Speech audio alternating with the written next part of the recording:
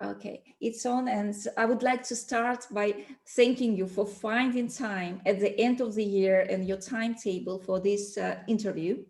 We are making now an interview for the Successful Business magazine, and here together with us, although they are not shown on the screen, they are two members of an international business club. It's called Successful Business Leaders Club. That brings together the owners of different international businesses. They will listen to our interview, and at the very, very end, they will have an opportunity for one question each. There are two people, and this will be also a nice addition to give the floor to the members of the international community. Now, Your Excellency, could you please just overview what has been done by the Deputy Ministry during 2020, which was extremely difficult year, and then to follow up what from your projects that were started this year will move into the next year as well? Well, thank you for this question. First of all, thank you for the opportunity for this interview. Well, as you very well know, it has been a very difficult year because of the pandemic, the fact that we have to face also this humanitarian crisis with the seafarers, the lockdowns. But I must say that the Cyprus shipping industry has proved resilient in this crisis. And I just want to share with you some numbers. Basically, the income derived from shipping this year remain at the same level as last year.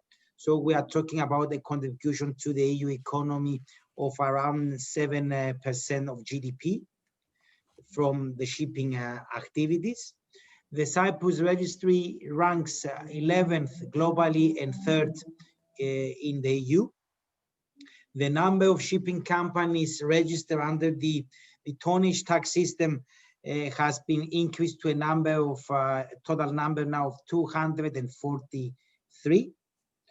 The Cypriots following, let's say, the seafarers studies and joining the maritime academies in either in Cyprus or in Greece have reached the number of 269. We have observed an increase during the last couple of years, which is a good sign that Cypriots are starting considering a seafaring career path. So I will elaborate on that later. And we do have, around 55,000 seafarers registered under working on board Cyprus ships. I think actively we have around 35 to 40,000 seafarers. So this is to a large extent the picture. I must say that we have made a lot of plans this year to promote Cyprus shipping, but unfortunately, because of the pandemic, this was not the case.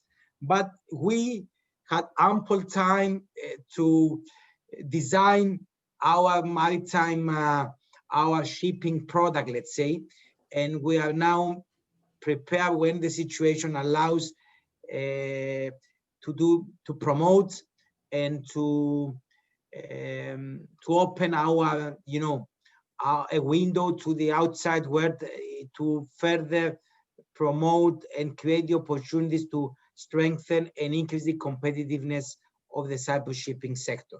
But I will refer to some of the actions of this year later in our discussion. I would like to ask about this national shipping policy.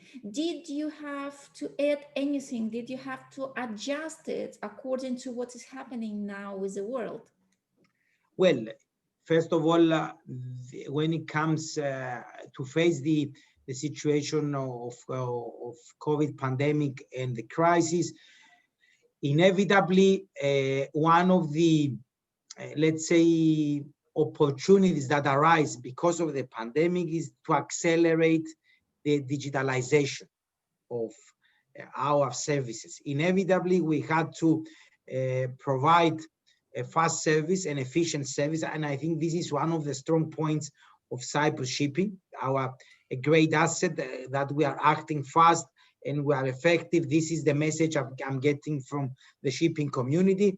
And therefore, because of the pandemic, we have tried to digitalize most of our services and to speed up this digitalization process. So one of the first actions that I would like to share with you that we have on the pipeline for 2021 is to create this what we call one-stop shop for Cyprus shipping. So hopefully in a year's time, all our services will be digital, and people, the shipping community will be able to request and get anything, any service from the Shipping Deputy Ministry via a portal. So all our services could be able to, you apply and you request something even through your smartphone, and it comes directly to us, and we will speed up all this process. Of course, we will, our people, which is our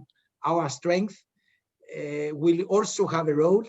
I mean, we will become paperless, but the people will be there to serve, to assist, and to respond to any requests like we used to all over the years. But the addition is to simplify formalities and to be able to have this one-stop shop towards the end of next year.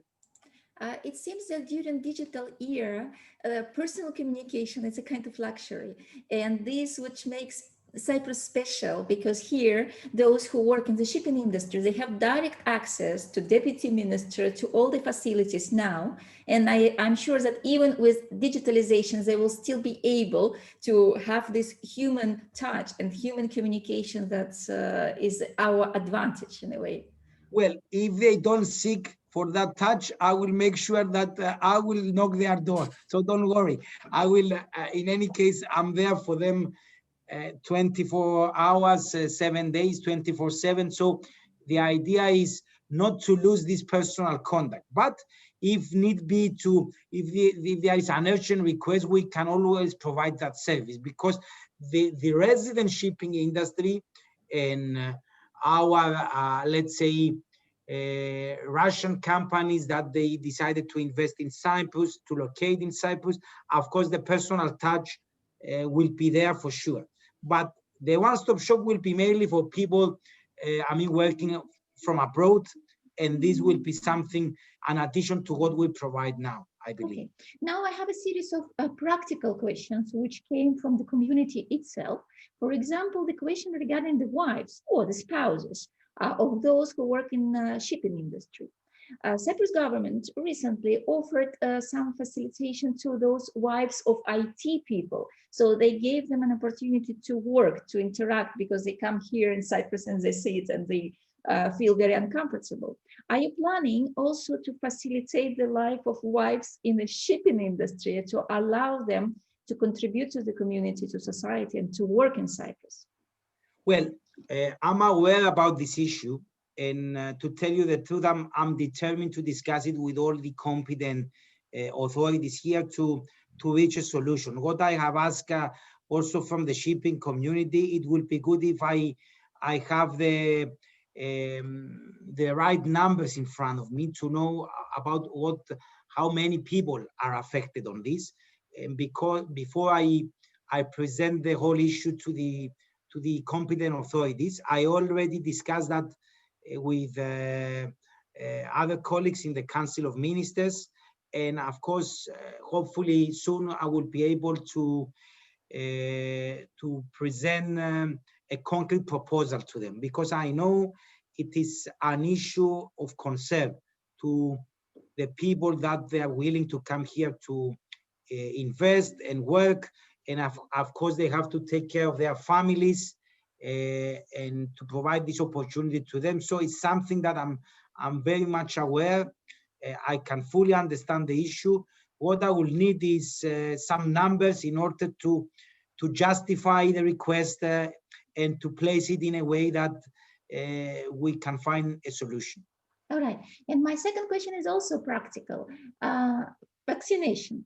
So we have we've seen in the press these days the list of people who will receive the vaccine as a priority. Will seafarers will be among those priorities, because these people, they need to go in the sea, they need to have the vaccine? Yes, well, thanks for that question. I must tell you that we consider seafarers as key workers. We consider them as essential workers. And I must say that Cyprus, from the very first day of the pandemic, we have mobilized our services, especially in the shipping deputy ministry, and we have managed to facilitate the repatriation or crew changes of around 5,000 seafarers from Cyprus ports. I mean, you do know that the traffic in Cyprus ports is not that much, but we have managed to facilitate 5,000 seafarers.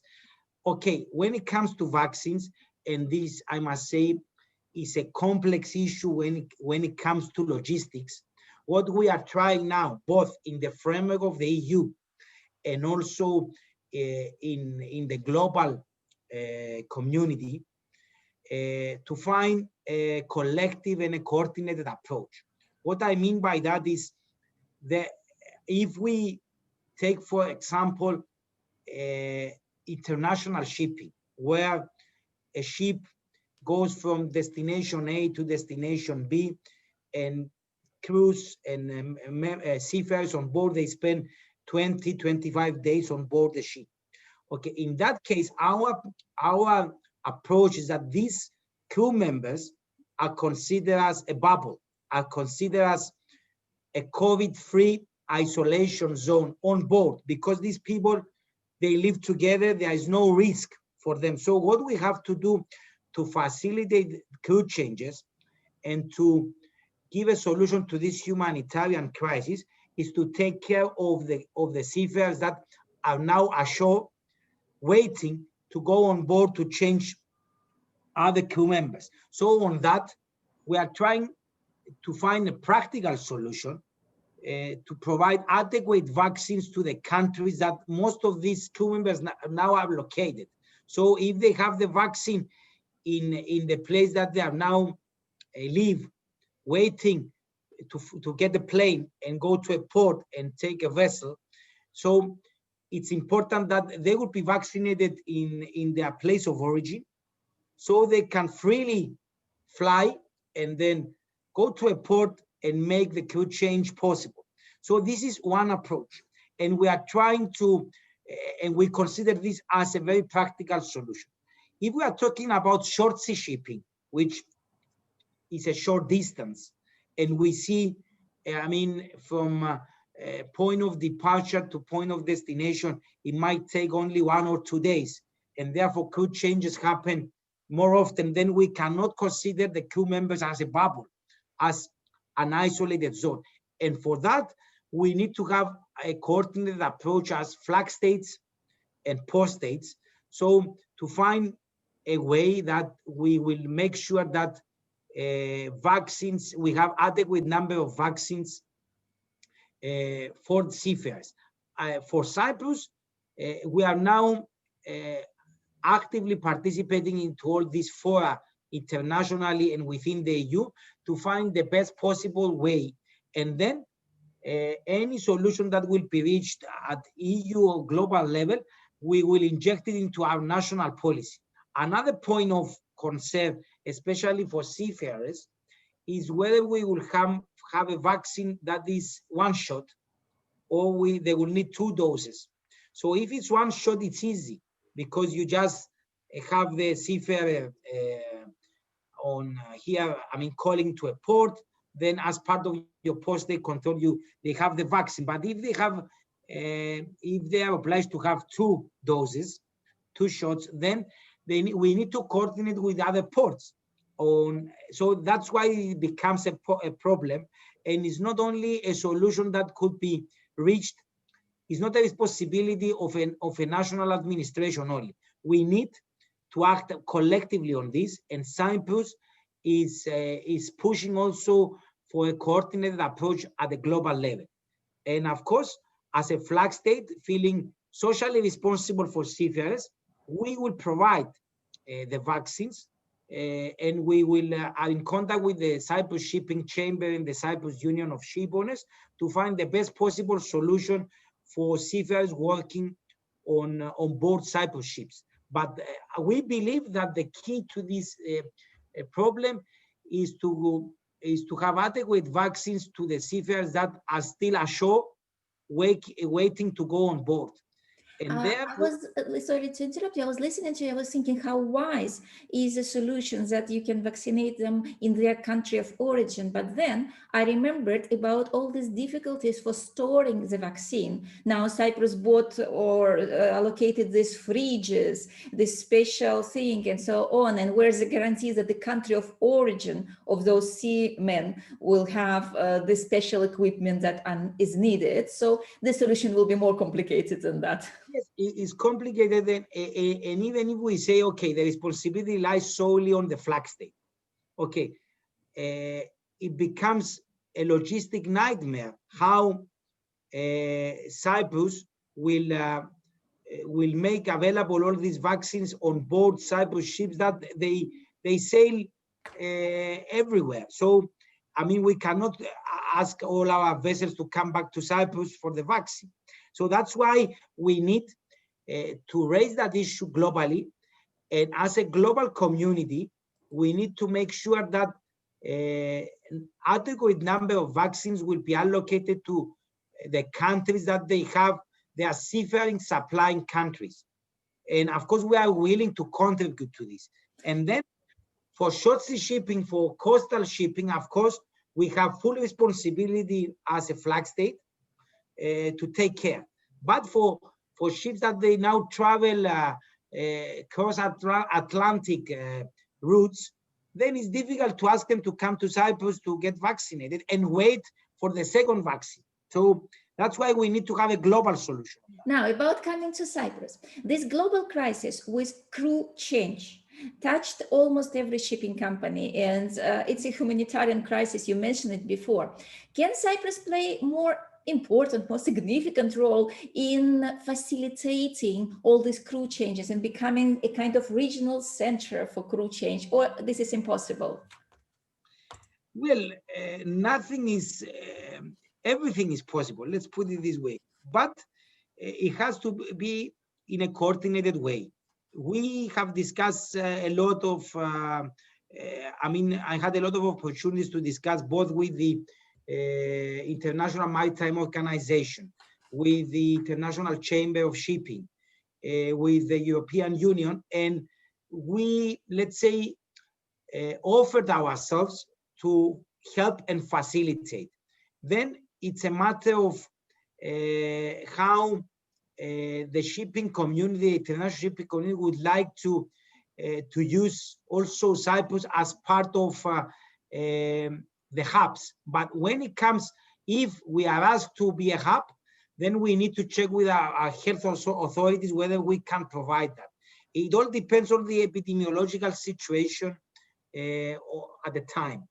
But I believe that Cyprus has demonstrated that and determined to help. So having that in mind, the message, and of course now with the vaccines, we have some positive signs that if all the seafarers will be vaccinated, then it might be a solution. But Cyprus is one of the countries that is willing to work actively within the shipping community to find a solution. This is a promise, and this is what we have demonstrated. Actually, we have turned almost all our apostate control division to a COVID response unit now. So we are ready to facilitate, but we need to do it in a coordinated way and in a way that it will not, let's say, hamper all the efforts of the national health system in Cyprus. So, of course, we are ready to listen and to ideas, suggestions, and to incorporate to the maximum extent possible into our national policy. All right. I have the last question before I will give the floor to my colleagues from Successful Business Leaders Club. And my last question is regarding education. Cyprus has a policy to increase number of educational institutions, of faculties that provide education for the seafarers. And do you have any strategy regarding this?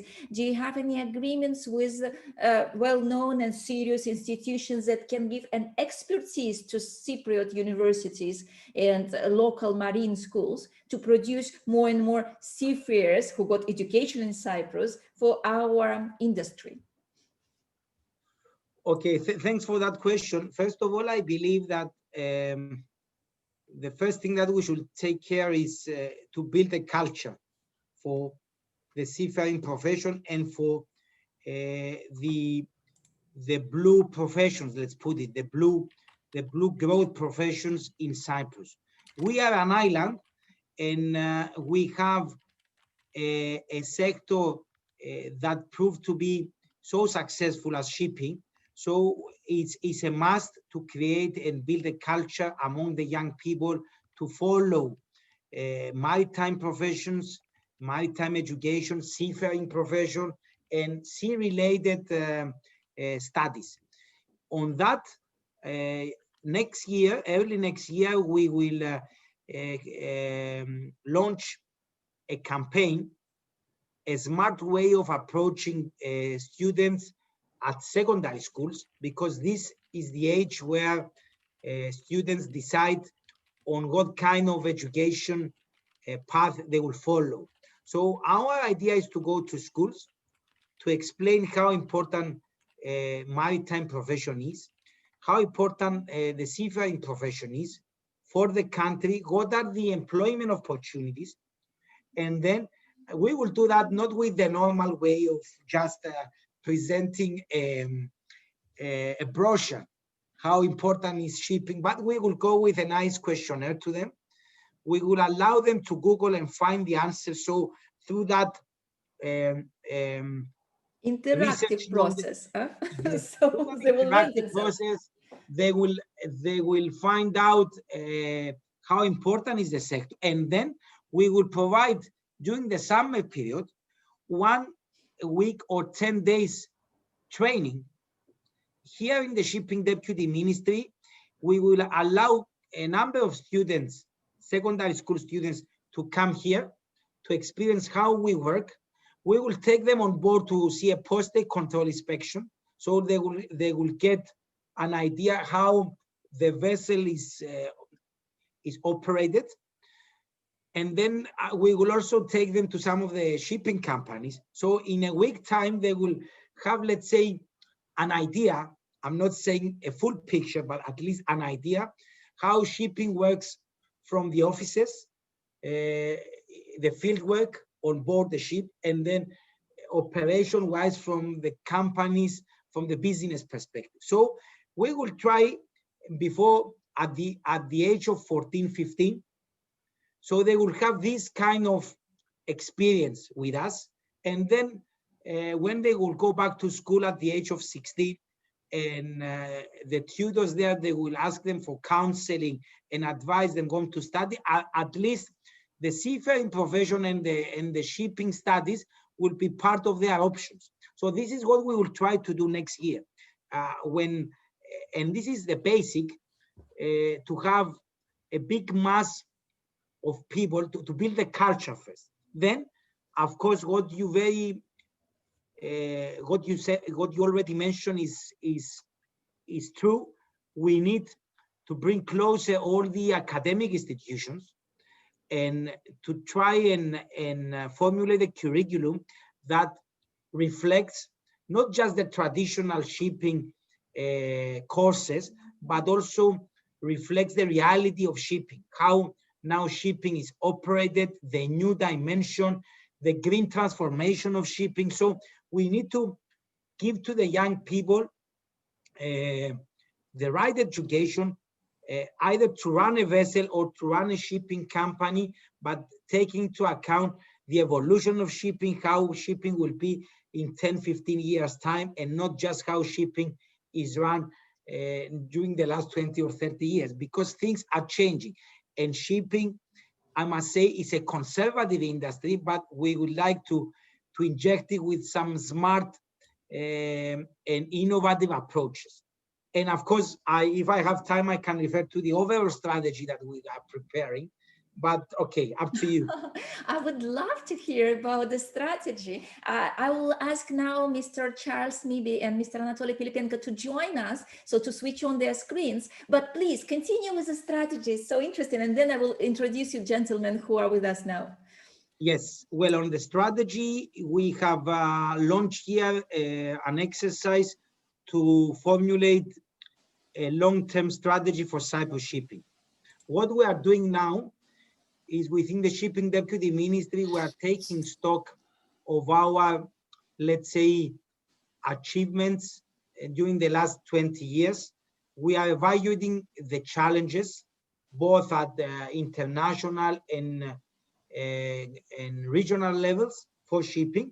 And then we will we will invite the local shipping community, the people that they trust for years now, Cyprus as a destination for shipping companies or companies that they trust their vessels under the Cyprus flag, to listen to their views and to inject our strategy with their ideas, suggestions. So we are co-formulating with our shipping community a vision for the next 20 years for Cyprus shipping, because we would like this sector to remain strong and to be able to respond to any challenges or to any crisis that might come in the future. So we will come up with a vision and concrete objectives for the next 2 decades. And our time frame for that is autumn 2021. The plan is to launch the strategy, to present the strategy in the course of the Maritime Cyprus Conference, which is planned. Hopefully, the pandemic will allow us to organize it on the 10th of October next year. Thank you very much. It's always nice, and I'm so happy to hear that there are strategies for 20 years, because now people cannot plan even 3 months, but 20 years strategy, that's something that is impressive, and I wish you all the success in preparing it, and I hope the conference will happen in the physical format. So I would like to introduce to you Mr. Charles Mibi, who is an independent consultant with many years of experience in the port management. And Charles, could you comment what you heard so far and have your question to Mr. Demetriades? Dear Minister, and nice to see you again. And just a quick update from our last conversation. Soon we'll be passing a paper to you for an update on where we are with the clean fuel and Team Britannia.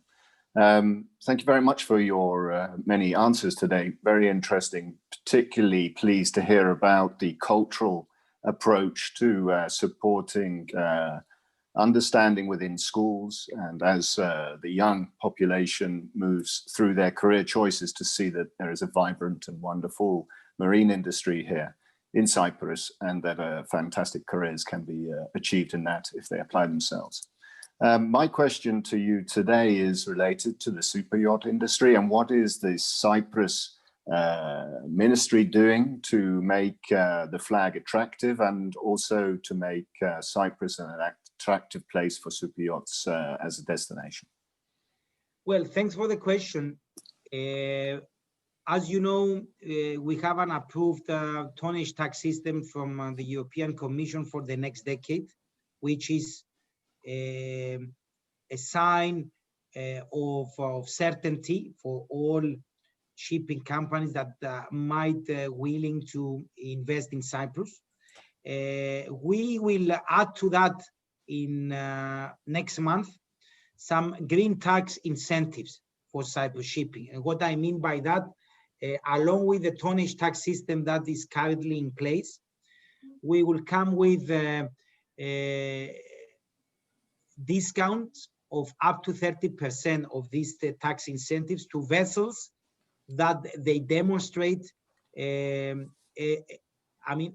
efficiency beyond the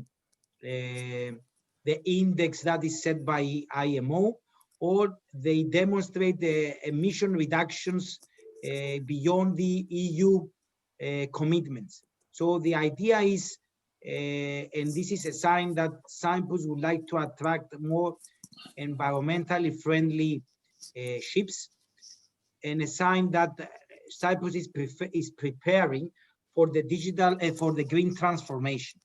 So this is one thing, and of course we are planning to promote Cyprus shipping to the maximum possible extent in a very targeted way. And we are also trying to negotiate both at EU and IMO level ways that shipping will have a meaningful contribution to climate change whilst maintaining its strategic importance. This is what we are changing here now. And I don't know if you are aware, a week ago we have organized a debate bringing together NGOs and the shipping community, DG Climate Action and members of the European Parliament, because for us now it's important to bring together the shipping community and NGOs.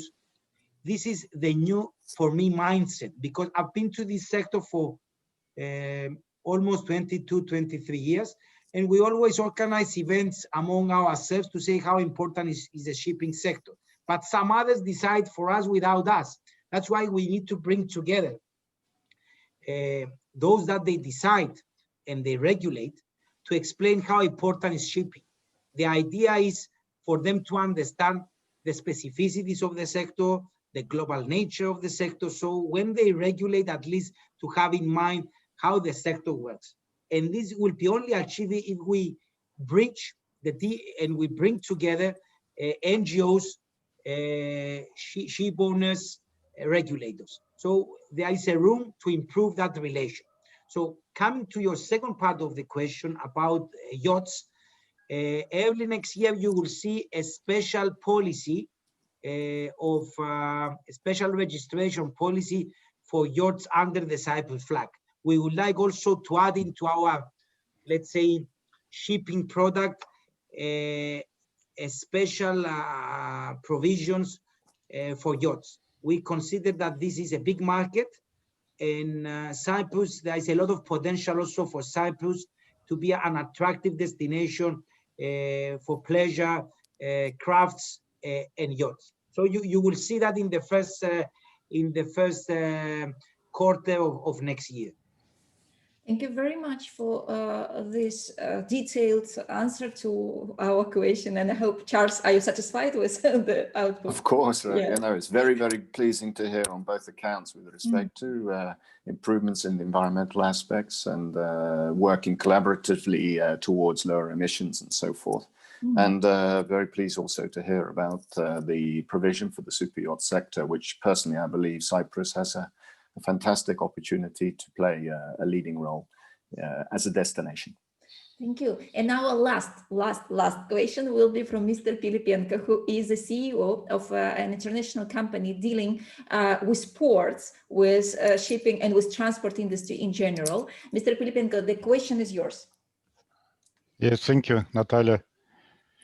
Mr. Minister, I'm from Larnaca, so my question about Larnaca, about, you know, big plans about expansion, development of Larnaca port and marina.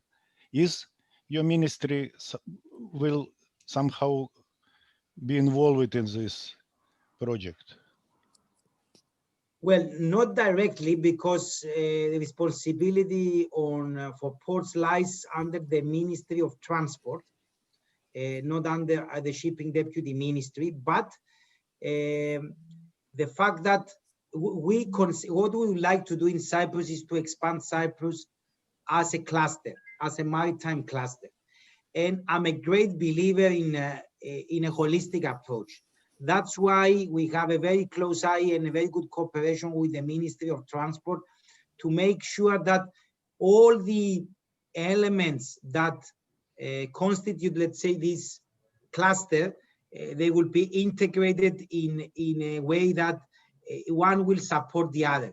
I believe that maritime transport is an integral part of what we call as the supply chain.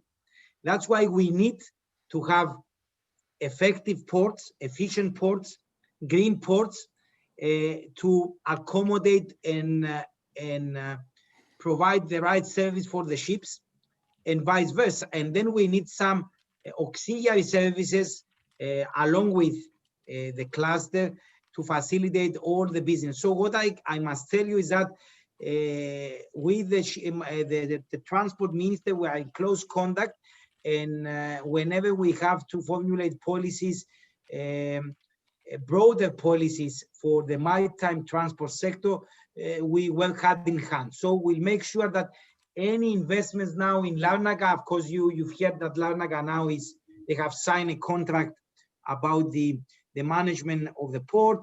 Then we would like to make sure that any projects under the Larnaca port or Limassol port will be in a way that will also serve in an effective way the shipping industry, the ship owners, the ship managers, and all the industries that are part of the supply chain.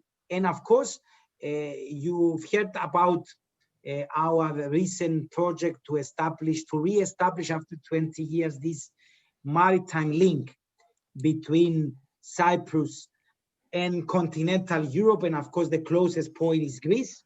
So we have launched an open tender procedure now for that. Mm-hmm. And for me, this line is very important. Either it will start from Limassol or Larnaca, it doesn't matter, but what it matters for us is to provide this alternative connectivity for people living in the island. And to go back to Natalia's remark, it's also a way to bring people closer to the sea, to the ships, because if more citizens they have the option to travel by sea, then there is a room for us to build that culture, maritime culture I was referring to before. So we would like that line to work.